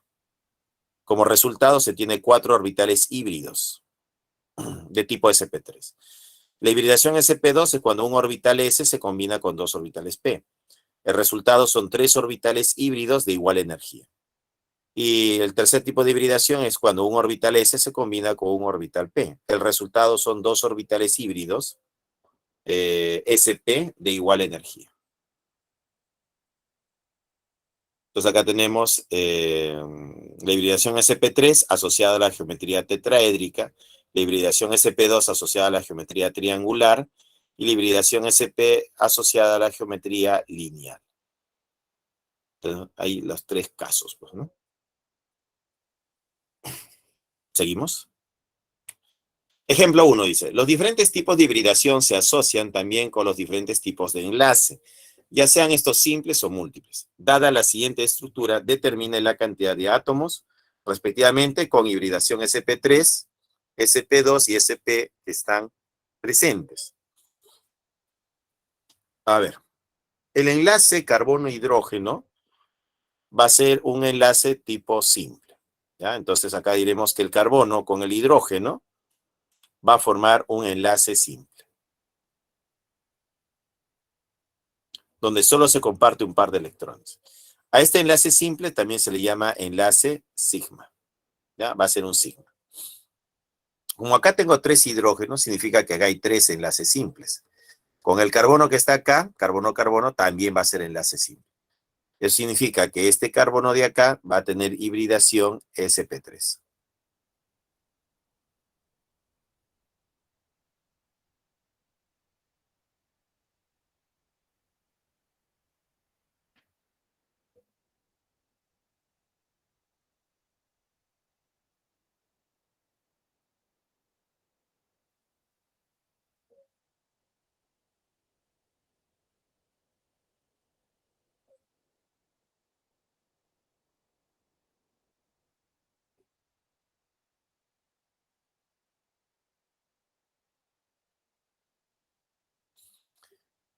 Este carbono de acá también tiene 3 hidrógenos, tiene 3 enlaces simples. Entonces él también va a tener hibridación sp3. A ver, ¿cómo reconocemos esto? Mira, el carbono tiene así puros enlaces simples. La hibridación va a ser sp3. ¿Ya? Esa va a ser la hibridación. Si el carbono tiene un enlace doble, simple por acá y simple por acá, su hibridación va a ser sp2. Y si el carbono tiene un enlace triple, simple por acá, su hibridación va a ser sp. Así vamos a reconocer las hibridaciones por el tipo de enlace. Si los 4 enlaces que rodean al átomo de carbono son simples, hibridación sp3. Si uno de los enlaces es doble, hibridación sp2. Y si uno de los enlaces es triple, hibridación sp. Entonces acá tenemos 2 carbonos con hibridación sp3. O sea, de sp3 tenemos 2. Ahora vamos por la hibridación sp2. Este carbono de acá es sp2, sp2, sp2, sp2, sp2, sp2. Acá hay 6 carbonos con hibridación sp2.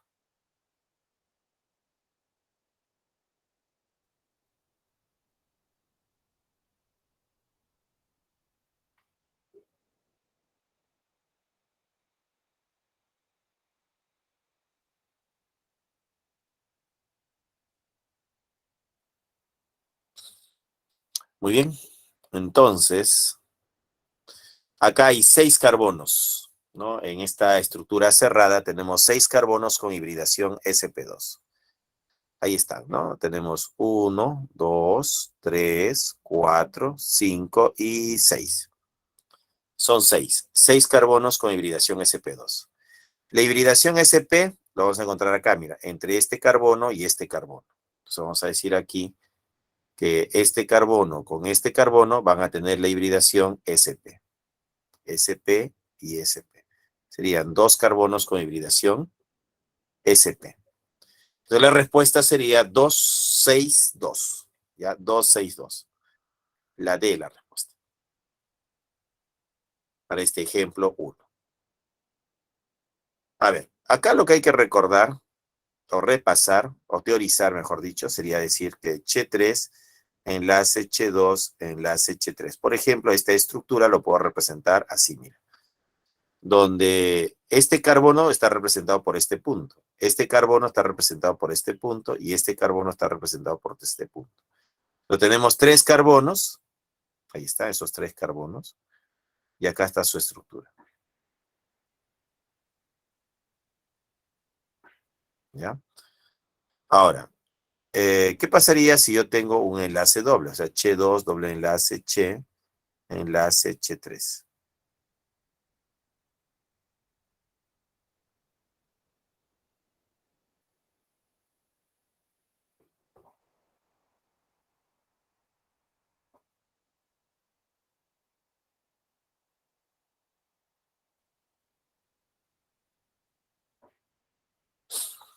Entonces, eso, cuando hay un enlace doble, lo voy a representar así, mira. Que aquí va a significar que acá hay un carbono, acá hay otro carbono y acá hay otro carbono. Este carbono sería este carbono de acá, este carbono sería este carbono de acá y este carbono sería este carbono de acá. Ahí es cuando ahí aparece un doble enlace, pues, ¿no? En la estructura. Bueno, eso para entender la representación que se ha hecho acá de estas líneas, pues, ¿no? A veces mi profesor no entiende estas líneas. Ya, entonces una rayita o 2 rayitas, acá está representando 3 átomos de carbono con 8 átomos de hidrógeno. Acá igualito, ¿no? 3 carbonos son estos 3 puntos. Y el hidrógeno está sobreentendido. Acá hay 2 hidrógenos, acá hay un hidrógeno y acá hay 3 hidrógenos.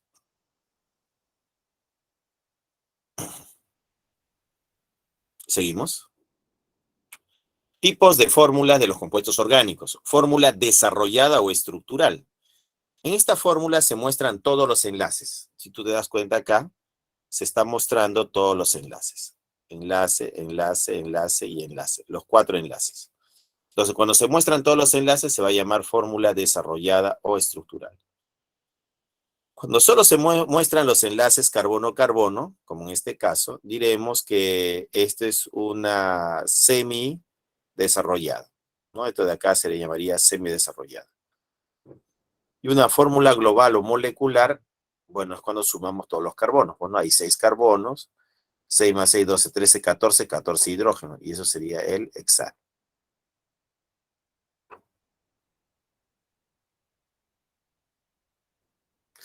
En esta otra representación, acá vemos los 6 carbonos también, miren.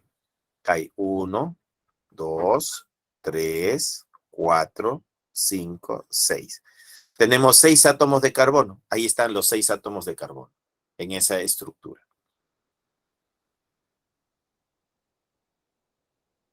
A esta notación se le llama notación topológica o zigzag, ¿no?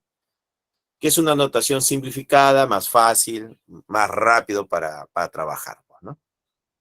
Pero debe quedar claro de que estos puntos representan átomos de carbono y que cada átomo de carbono está asociado a átomos de hidrógeno, está enlazado a átomos de hidrógeno, ¿no?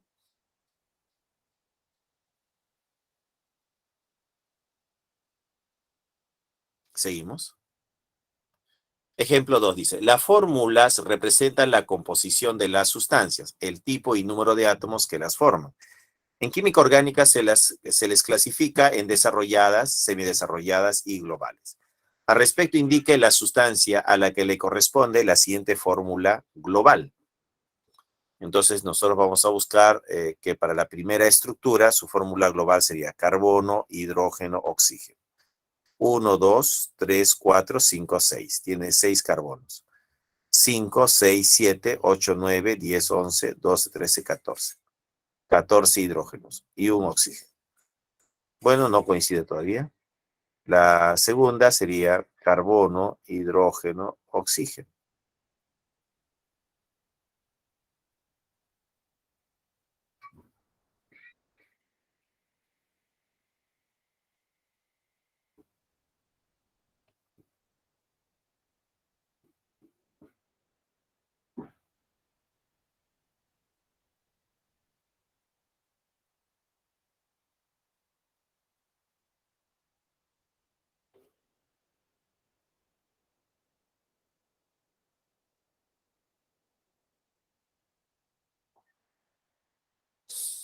Entonces, contando habría 1, 2, 3, 4, 5, 6. 6 carbonos. Hidrógenos, 5, 6, 7, 8, 9, 10, 11, 12.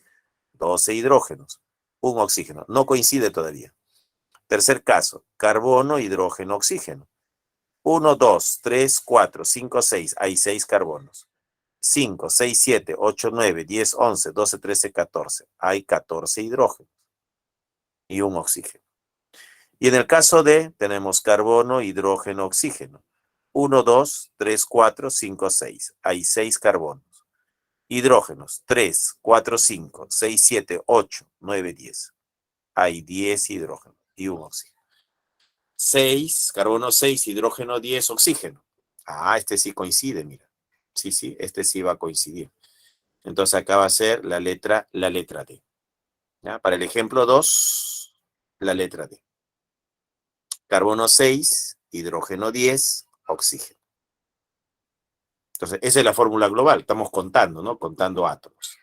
¿Cuántos carbonos tiene la estructura? ¿Cuántos hidrógenos tiene la estructura? ¿Y cuántos átomos de oxígeno?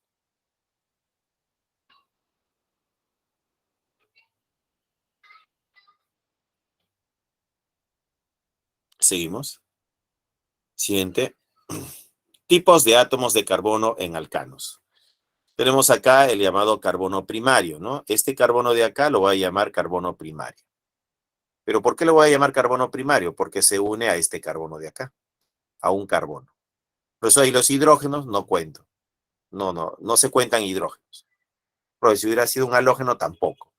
Solo cuento los enlaces carbono-carbono, que sean simples o sigma. Profesor, Entonces, entre carbono y carbono solo hay un enlace, por eso es primario. Este carbono de acá se llama secundario porque se une a dos carbonos, al carbono de la derecha y al de la izquierda. No considero los hidrógenos. Este carbono de acá lo llamamos terciario. ¿Pero por qué lo llamamos terciario? Porque este carbono se une a este carbono, a este carbono y a este carbono. Si te das cuenta, el carbono se está uniendo a 3 átomos de carbono. Entonces él sería un carbono terciario. Y finalmente tenemos el carbono cuaternario. Vamos a llamar cuaternario, ¿no?, a la estructura cuando el carbono se une a 4 carbonos. 1, 2, 3 y 4.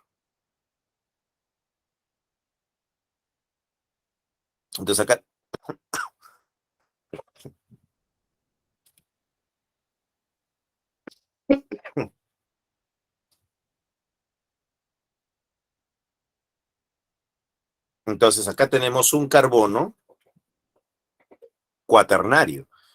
¿Por qué le llamo cuaternario a este carbono? Porque se está uniendo a 4 átomos de carbono, ¿no?, mediante enlace simple o sigma. Entonces ahí tendríamos el caso de un carbono cuaternario.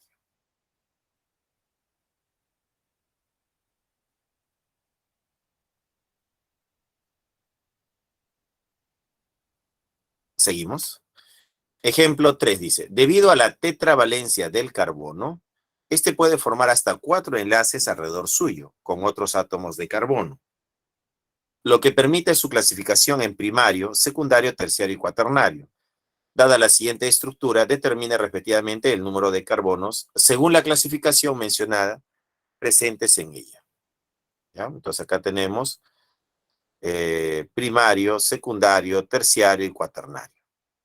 Entonces decimos, este carbono se une a este carbono, entonces este carbono es primario. Este carbono se une a este carbono, entonces él es primario. Este carbono se une a este carbono, entonces él es primario. Este carbono se une a este carbono, entonces él también es primario. Este carbono es primario porque se une a este carbono nada más. Y este carbono también voy a decir que es primario porque se une a este carbono. Y finalmente este carbono voy a decir que es primario porque se une a este carbono. Muy bien, ¿cuántos carbonos primarios tenemos? Tenemos aquí 1, 2, 3, 4, 5, 6, 7. ¿Ya? Habrían 7 carbonos primarios. ¿Ya? 7 carbonos primarios. ¿Ya? 7 carbonos primarios.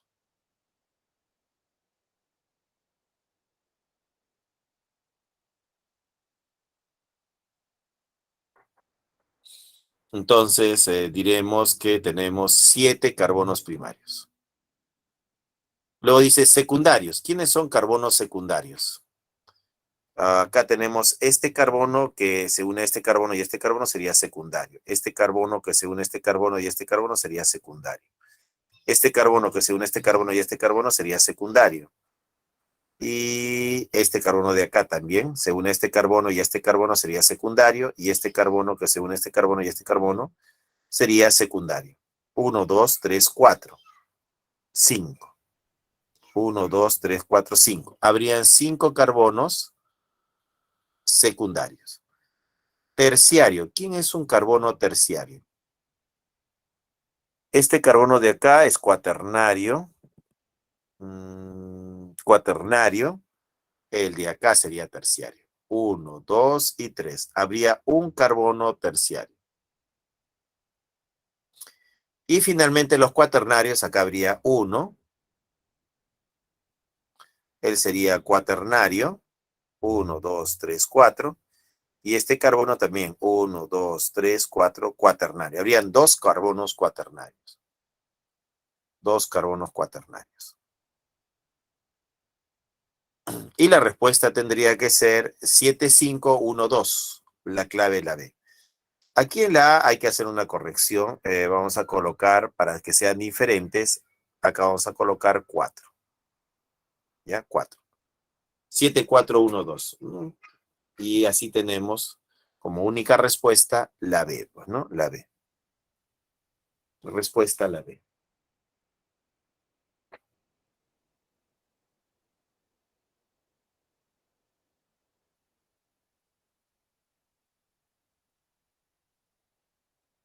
Seguimos.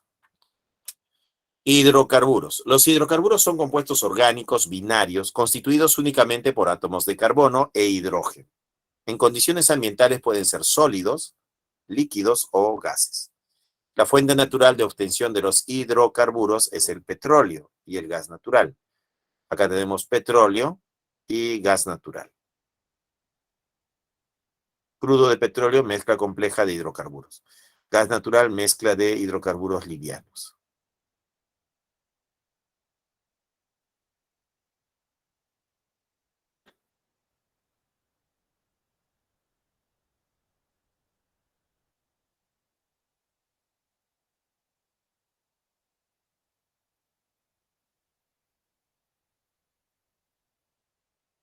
Seguimos. Clasificación de hidrocarburos. Según su cadena. Según su cadena, los hidrocarburos pueden ser de cadena abierta, acíclica o alifática. Estas cadenas pueden ser lineales o pueden ser ramificadas.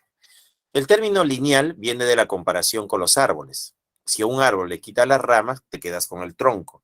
Y ese tronco sería la cadena lineal. Pero si al árbol no le cortas las ramas, entonces quedarías con el tronco más la ramificación. Y la ramificación tiene que ser un átomo de carbono. Y esto es una rama. Esta es la cadena principal y esta sería la rama. ¿Ya? Entonces, la clasificación de hidrocarburos, según su cadena, pueden ser cadenas lineales o cadenas ramificadas.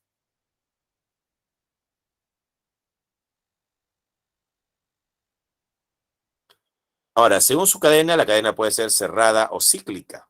Y si es cerrada o cíclica, tenemos al ciclo alifático o alicíclico y al aromático o arílico, ¿no? Ahí tenemos dos casos. Cadenas cerradas alifático o alicíclico, o aromático y arílico.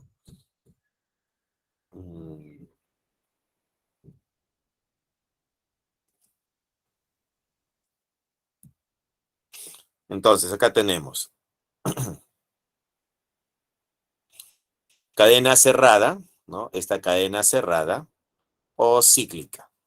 Entonces tenemos al ciclo alifático, esta cadena cerrada de 5 carbonos. Acá tenemos 1, 2, 3, 4, 5. Este ciclo pentano sería, pues, ¿no? 1, 2, 3, 4, 5. Este ciclo pentano sería un ciclo alifático, cadena cerrada o alicíclico. Y este de acá es un compuesto aromático o arílico. Este es el caso del benceno, pues, ¿no? El benceno, cuya fórmula es C6H6, sería un compuesto aromático, de cadena cerrada, pues, ¿no? Ahora, no es el único aromático, pues, ¿no? También la cadena cerrada puede ser esta otra estructura. Esta de acá.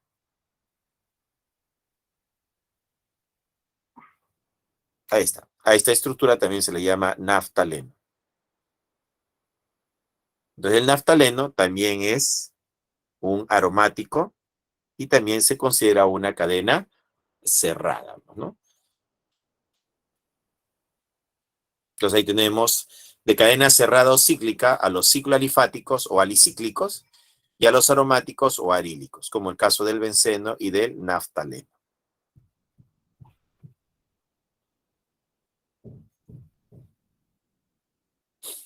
Seguimos. Según el enlace entre carbono y carbono, tenemos saturados e insaturados. ¿Cómo sé que la estructura es saturada? Sabemos que la estructura es saturada porque solo hay enlaces simples entre carbono y carbono, ya sea la cadena abierta o la cadena que sea cerrada. Entonces es una cadena abierta saturada o cadena cerrada saturada. Y todos los carbonos van a tener hibridación sp3. Si todos los carbonos van a ser sp3, ¿ya? sp3. Entonces, si a mí me preguntan, para esta estructura saturada, ¿cómo son sus carbonos? Bueno, todos sus carbonos son de hibridación sp3, ya sea la cadena abierta o cerrada. ¿Y cuando decimos que es insaturado? Vamos a decir que es insaturado cuando hay un enlace doble, caso de los alquenos. Y caso del triple enlace, caso de los alquinos. Ahora, ¿qué tipo de hibridación tiene? En el caso de los alquenos, la hibridación sp2 se ve en estos dos carbonos. Este carbono es híbrido sp2 y este carbono es híbrido sp2. En el caso de los alquinos, la hibridación es sp, ¿ya? Este carbono tiene hibridación sp y este carbono tiene hibridación sp. Entonces, como mínimo, deben haber dos carbonos que soportan al triple enlace y ellos van a tener una hibridación sp. ¿Ya? Entonces, carbono sp, carbono sp.